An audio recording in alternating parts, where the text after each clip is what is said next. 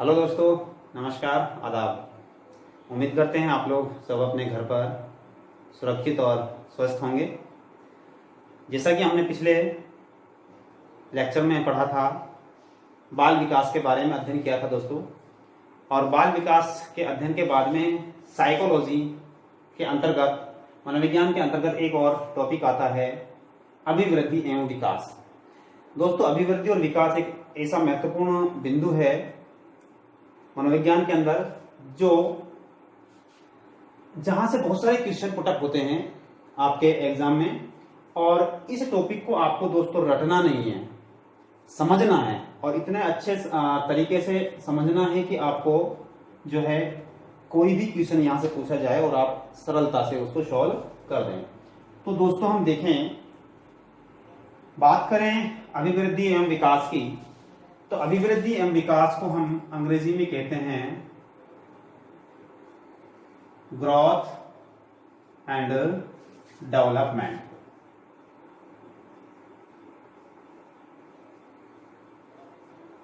Growth and development हम इस अभिवृद्धि एवं विकास को कहते हैं। अभिवृद्धि विकास की जब बात करते हैं तो दोस्तों, अभिवृद्धि और विकास में बालक की गर्भावस्था से और उसके जीवन पर्यंत तक जो परिवर्तन होता है, उन परिवर्तनों का अध्ययन हम इसके अंतर्गत करते हैं।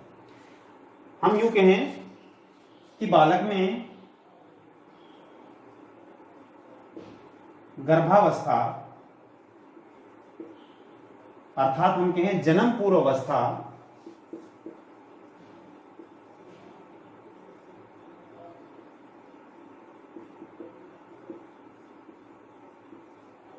जन्म पूर्व अवस्था से जीवन पर्यंत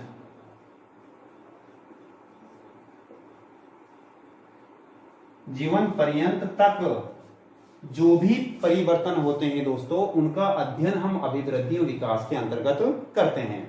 कि जन्म गर्भावस्था यानी कि जब बच्चा भ्रूण जो है मां के पेट के अंदर होता है, तो उसको हम गर्भावस्था या जन्म पूर्व अवस्था, जन्म की पहले की अवस्था कहते हैं। और दोस्तों, जीवन पर्यंत यानी कि मृत्यु तक हम होने वाले संपूर्ण परिवर्तनों का अध्ययन अभिवृद्धि एवं विकास के अंतर्गत करते हैं। अब दोस्तों, हम देखते हैं कि इसमें कौन कौन से परिवर्तन होते हैं।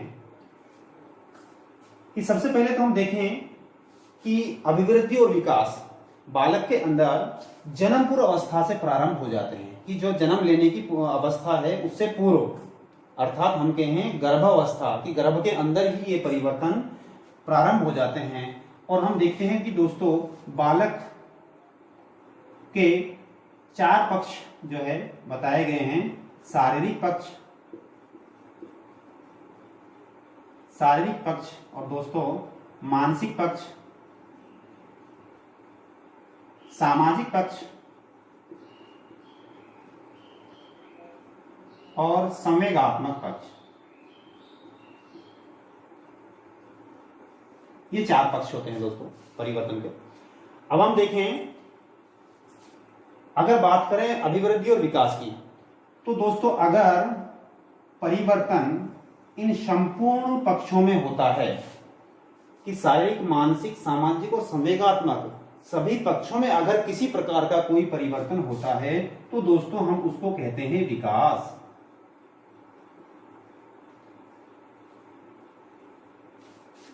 और अगर दोस्तों केवल और केवल हम बात करें शारीरिक पक्ष की, और शारीरिक पक्ष में अगर कोई परिवर्तन हो जाता है, तो दोस्तों हम उसको कह देते हैं अभिवृद्धि। अब दोस्तों, कई बार बात उठती है कि क्वेश्चन पूछा जाता है कि सर अभिवृद्धि और वृद्धि में क्या अंतर है। तो दोस्तों, हम पढ़ते हैं कि अभिवृद्धि और वृद्धि में कोई अंतर नहीं है, बशर्ते कि वृद्धि का मनोवैज्ञानिक नाम ही क्या है, अभिवृद्धि। तो वृद्धि और अभिवृद्धि समान पढ़ सकते हैं हम। तो देखते हैं कि शारीरिक पक्ष में जो परिवर्तन हुआ उसको हमने कहा अभिवृद्धि, बिल्कुल सही। और संपूर्ण पक्ष में जो परिवर्तन हुआ उसको हमने कहा विकास। अब देखें कि शारीरिक पक्ष में या अभिवृद्धि के अंतर्गत कौन कौन से परिवर्तन बालक में हो जाते हैं। तो सबसे पहले देखते हैं कि जब हमने देखा कि संपूर्ण पक्ष में परिवर्तन को विकास कह रहे हैं, और केवल एक पक्ष में हम अभिवृद्धि कह रहे हैं, तो दोस्तों अभिवृद्धि जो है वो हो जाती है एक पक्षीय।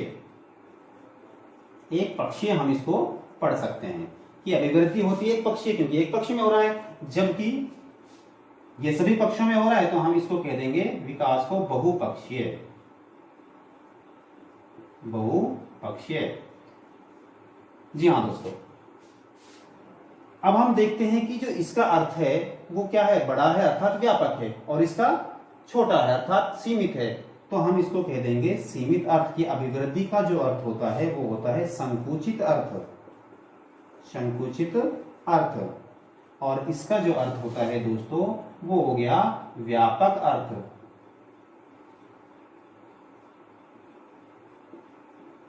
तो विकास का कैसा अर्थ हो गया, व्यापक अर्थ, जबकि अभिवृद्धि का अर्थ हो गया संकुचित अर्थ। दोस्तों आगे देखें कि अभिवृद्धि के अंतर्गत यानी शरीर की अगर लंबाई में या चौड़ाई में या भार में बढ़ोतरी होती है,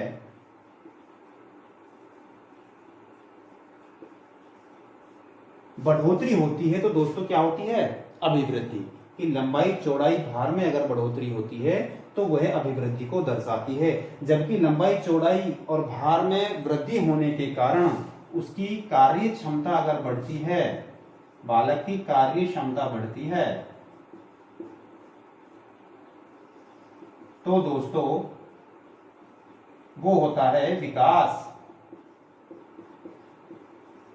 जी हाँ, अगर कार्य क्षमता में बढ़ोतरी होती है तो हम जो है पढ़ते हैं कि विकास हो रहा है। अगर लंबाई चौड़ाई और भार में बढ़ोतरी होती है तो हम कहते हैं कि वृद्धि हो रही है, अभिवृद्धि हो रही है। अब दोस्तों जब लंबाई और चौड़ाई में और भार में अगर बढ़ोतरी होती है तो हम उसको क्या कर सकते हैं, अंकों में नाप सकते हैं। ठीक है, जैसे कि मान लो लंबाई 1 फुट थी और कुछ दिनों बाद बच्चे की लंबाई 2 फुट हो गई, तो हम कहेंगे कि हम उसको क्या कर सकते हैं, माप सकते हैं, अर्थात इसको सीधा मापा तोला जा सकता है। इसलिए हम इसको कह देंगे दोस्तों मापनीय। कि अभिवृद्धि जो होती है वो मापनीय होती है, जबकि कार्य क्षमता ये विकास जो है वो सीधा मापा तोला नहीं जा सकता। इसलिए दोस्तों हम इसको कह देंगे अमापनीय। अमापनीय। और दोस्तों आगे अगर हम चलते हैं कि जब हम मापते हैं तो हमें एक अंक या कोई संख्या प्राप्त होती है। जैसे कि हमने वजन को नापा 5 किलो में, 15 किलो में, और इसी के आधार पर हमें एक संख्या प्राप्त होती है। तो दोस्तों अभिवृद्धि में संख्याएं होती हैं, संख्या होती है। जबकि जैसे कि हमने देखा कि एक बालक है और उसके दांत निकलने प्रारंभ हुए, दांतों की संख्या 1, 2 हुई, 3 हुई, 4 हुई। ठीक है दोस्तों, तो संख्या प्राप्त हुई हमें। जबकि यहाँ पर जब इन संख्याओं में बढ़ोतरी हुई है तो दांत निकलने शुरू हुए, तो दांत मजबूत हुए, और मजबूत होने के कारण उसकी कार्य क्षमता हुई कि वो चबाने लग गया बालक। इसलिए हम इसको, संख्या तो यहाँ पर है ही, और साथ साथ उनके गुणों में भी क्या हो गई, वृद्धि हो गई। कि गुणों की भी यहाँ पर चर्चा हुई है। कौन से गुणों की, कि दांत जो है मजबूत होने के कारण उसमें चबाने का गुण आ गया। तो हम कहेंगे कि संख्या प्लस में गुण दोनों यहाँ पर होते हैं। और दोस्तों आगे अगर हम देखें, संख्या के आधार पर हम इसको कह देंगे संख्यात्मक, या हम कह देंगे परिमाणात्मक,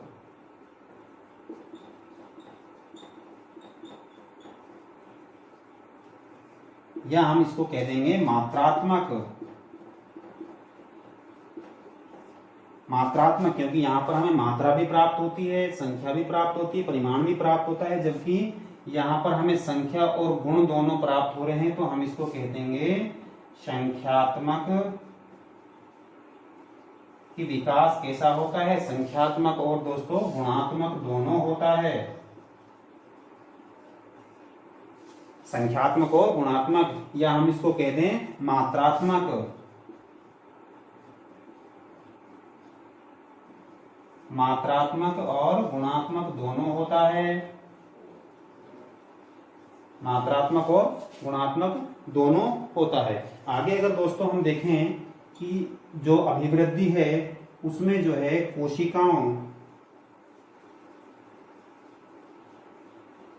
कोशिकाओं या मांसपेशियों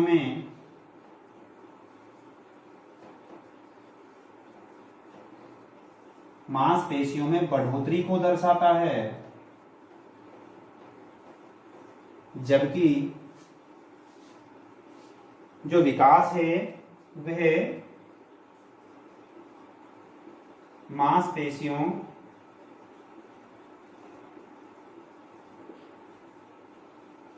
की मजबूती को दर्शाता है। मजबूती में बढ़ोतरी अर्थात कार्य क्षमता में बढ़ोतरी होती है। तो दोस्तों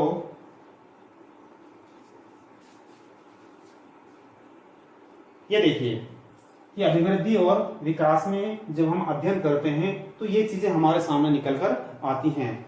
और दोस्तों हमने यहां पर एक चीज देखी है कि संख्या, परिमाण और मात्रा अभिवृद्धि में मिलती हैं, जबकि यहां पर मात्रा भी मिलती है और उसके गुण भी मिलते हैं, या संख्या भी मिलती है और गुण भी मिलते हैं, अर्थात संख्या के साथ साथ उसके गुणों की चर्चा भी यहाँ पर की जाती है। इसलिए हमने देखा कि विकास के अंदर क्या मिला हमको, अभिवृद्धि की कोई विषय वस्तु मिली है, क्या संख्या या मात्रा।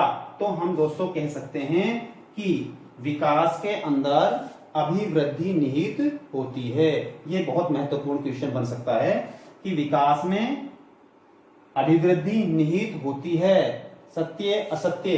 तो दोस्तों हमने इसके आधार पर देखा है कि विकास के अंदर संख्या किसकी है, अभिवृद्धि की। तो विकास में अभिवृद्धि निहित होती है। इसको और अच्छे से समझने के लिए दोस्तों हम चलते हैं अभिवृद्धि और विकास के अंतरों के बारे में, कि अभिवृद्धि और विकास में और इसके अलावा कौन कौन से अंतर पाए जाते हैं। तो इसको अभिवृद्धि और विकास के अर्थ को स्पष्ट रूप में समझने के लिए हम आगे चलते हैं। तो इसको हम दो कॉलम बनाते हैं दोस्तों। इधर हम लिखते हैं अभिवृद्धि, और दोस्तों यहां पर हम लिखें विकास। इसके अंतर की जब बात करें कि कौन कौन से अंतर होते हैं, और अंतरों से हम इसके अर्थ को और भली भांति समझ सकते हैं। तो दोस्तों सबसे पहले अगर हम देखें और अभिवृद्धि एक पक्षीय है, जबकि विकास बहुपक्षीय है।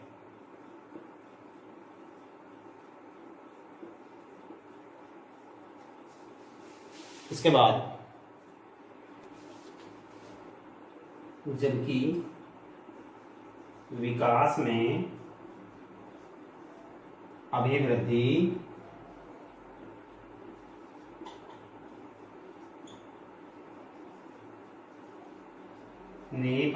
निहित होती है।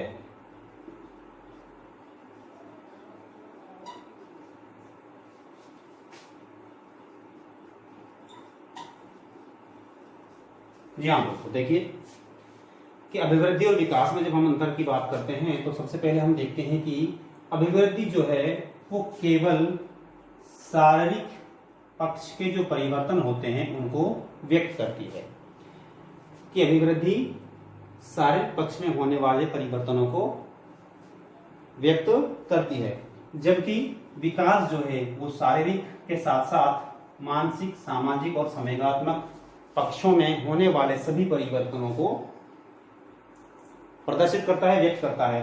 अर्थात शारीरिक की बात करें तो शरीर की जो लंबाई, चौड़ाई, भार है उसमें अगर वृद्धि, कोई परिवर्तन होता है, और मानसिक यानी कि उसकी जो मन की शक्ति है, मस्तिष्क की जो क्षमता है उसमें अगर बढ़ोतरी होती है तो हम उसको विकास कहते हैं।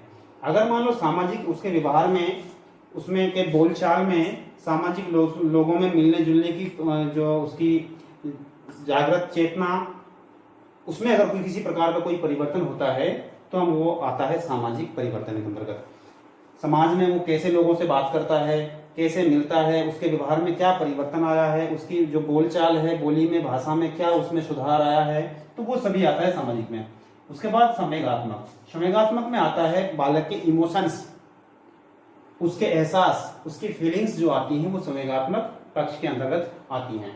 इसके बाद हम देखते हैं कि जो अभिवृद्धि है वो केवल एक पक्षीय है, जबकि विकास बहुपक्षीय, यानी कि ये सभी पक्षों में हो रहा है। इसका एक पक्ष में हो रहा है तो हमने इसका अर्थ कह दिया संकुचित अर्थ है अभिवृद्धि का, जबकि विकास का व्यापक अर्थ होता है।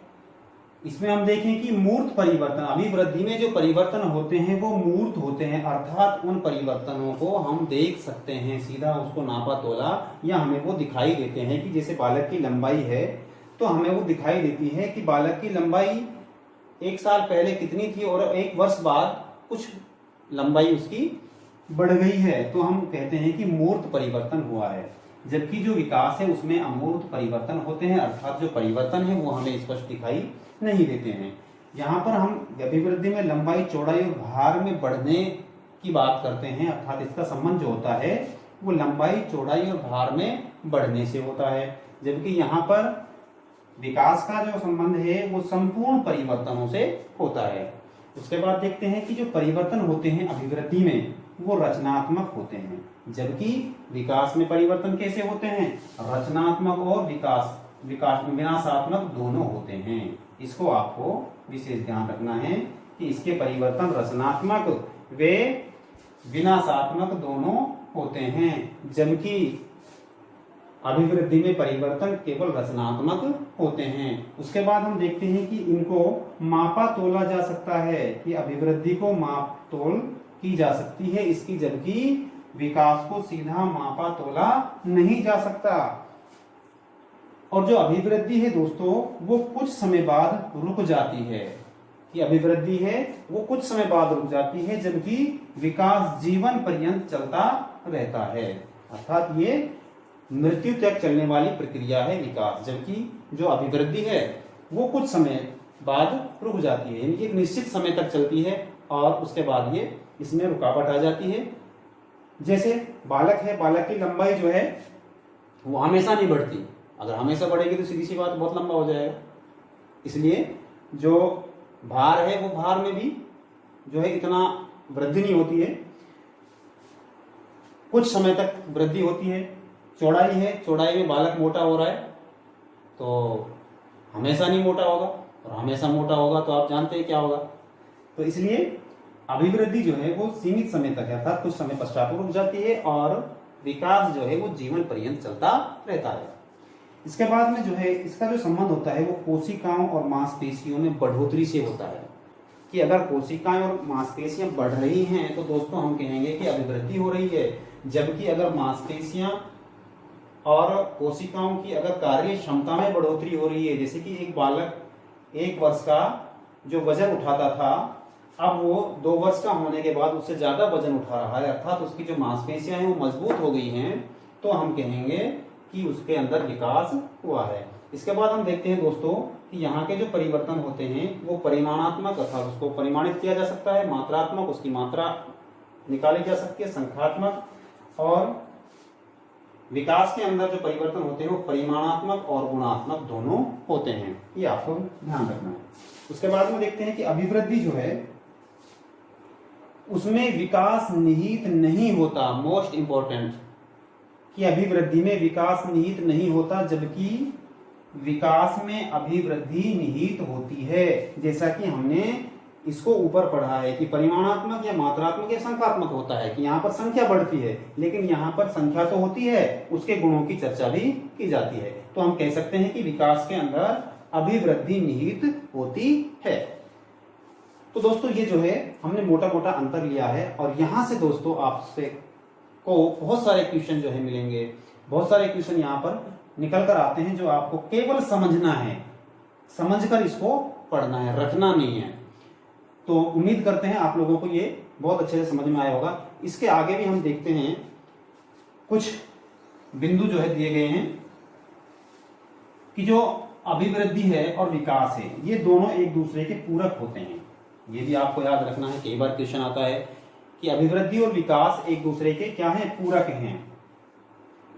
पूरक का मतलब है एक दूसरे पर निर्भर हैं। अगर अभिवृद्धि हुई है तो स्वाभाविक सी बात है विकास भी हुआ होगा। जैसे हमने देखा कि अगर बच्चे के दांत की संख्या बढ़ी, कि बच्चे के जो दांत थे वो 1, 2, 3 और 4 हो गए, इनको मजबूती मिली तो कार्य क्षमता बढ़ी, और कार्य क्षमता बढ़ी है तो मतलब हुआ विकास। तो इसलिए हम कह सकते हैं कि ये एक दूसरे के अभिवृद्धि और विकास क्या होते हैं, पूरक होते हैं, साथ साथ चलते हैं। दोस्तों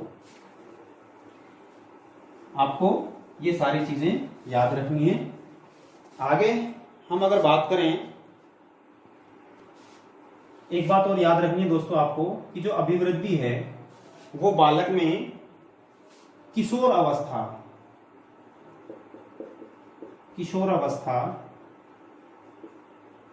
या हम इसको कहें चरमावस्था,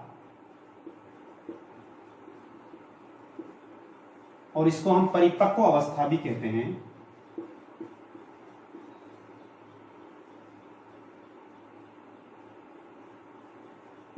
अवस्था कह सकते हैं।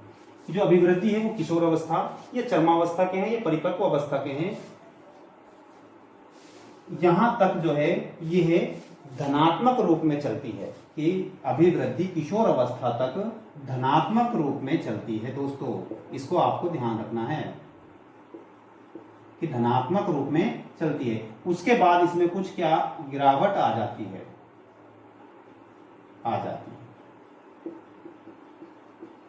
कि उसके बाद कि किशोर अवस्था तक तो ये किशोर अवस्था जो होती है 18-19, आगे हम पढ़ने वाले हैं कि 18 वर्ष का अंत और 19 वर्ष का प्रारंभ जो होता है वो बालक का किशोर अवस्था या चरमावस्था या परिपक्व अवस्था होती है।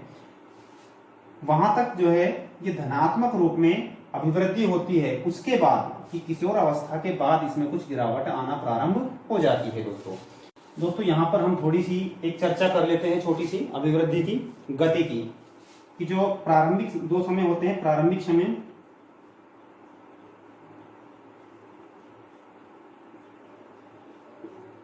समय बालक का, और एक होता है अंतिम समय।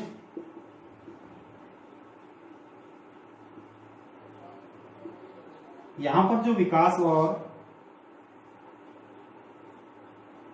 अभिवृद्धि की जो गति होती है उसकी हम अध्ययन करें कि प्रारंभिक जो समय होता है वहां पर जो ये जो गति है ये होती है अभिवृद्धि की,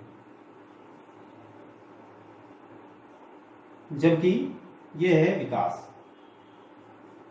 अब इससे हम अंदाजा लगा सकते हैं कि प्रारंभिक समय में जो अभिवृद्धि है उसकी जो गति होती है वो क्या होती है, तेज होती है। दोस्तों किससे तेज होती है, विकास से, और इसकी क्या होती है, मंद होती है। दोस्तों ये आपको ध्यान रखना है। और अंतिम समय में हम जब जाते हैं तो जो विकास की गति है और अभिवृद्धि की जो गति है उसमें कुछ अंतर आ जाता है, ये हो जाता है विकास। ये विकास की गति हो जाती है, जबकि ये हो जाती है अभिवृद्धि की। क्या समझ में आया? बिल्कुल सही बोले कि यहां पर अंतिम समय में आकर क्या होता है कि अभिवृद्धि की जो गति है वो मंद पड़ जाती है, जबकि विकास की गति क्या है, वो तेज हो जाती है। तो ये भी आपको ध्यान रखना है। और प्रारंभिक समय में अभिवृद्धि की गति क्या है, विकास की गति से तेज है, जबकि विकास की गति मंद है यहाँ पर। और अंतिम समय में जाकर विकास की गति तेज हो गई और अभिवृद्धि की मंद हो गई। तो धीरे धीरे चलकर अभिवृद्धि कुछ समय पश्चात जो है ये क्या हो जाती है, रुक जाती है, और विकास जीवन पर्यंत चलता रहता है। अर्थात व्यक्ति, बालक जो है पूरे जीवन में कुछ ना कुछ नया सीखता रहता है। वो अपने शब्दों के भंडार को बढ़ाता रहता है जीवन पर्यंत, अपनी भाषा में सुधार करता रहता है। तो वो विकास को दर्शाता है। भाषा में सुधार करना, सामाजिक या अपने संवेगों में सुधार करना क्या है, विकास। तो विकास जो है जीवन पर्यंत चलता रहता है, जबकि जो अभिवृद्धि है वो कुछ समय पश्चात रुक जाती है। तो दोस्तों उम्मीद करते हैं आप लोगों को ये टॉपिक बहुत अच्छे से समझ आया होगा। और अगर फिर भी किसी प्रकार का कोई सवाल आपके मन में है तो आप हमारे कमेंट बॉक्स में जाकर कमेंट कर सकते हैं, किसी भी सवाल को पूछ सकते हैं। हम आपके हर सवाल का जवाब देने के लिए तत्पर रहेंगे। और हमारे इस चैनल को अपने दोस्तों में शेयर जरूर कीजिए, बेल आइकन को दबाइए ताकि सभी लेटेस्ट वीडियो आपके पास समय रहते पहुंच सकें। धन्यवाद। फिर मिलेंगे अगली क्लास में। Thank you.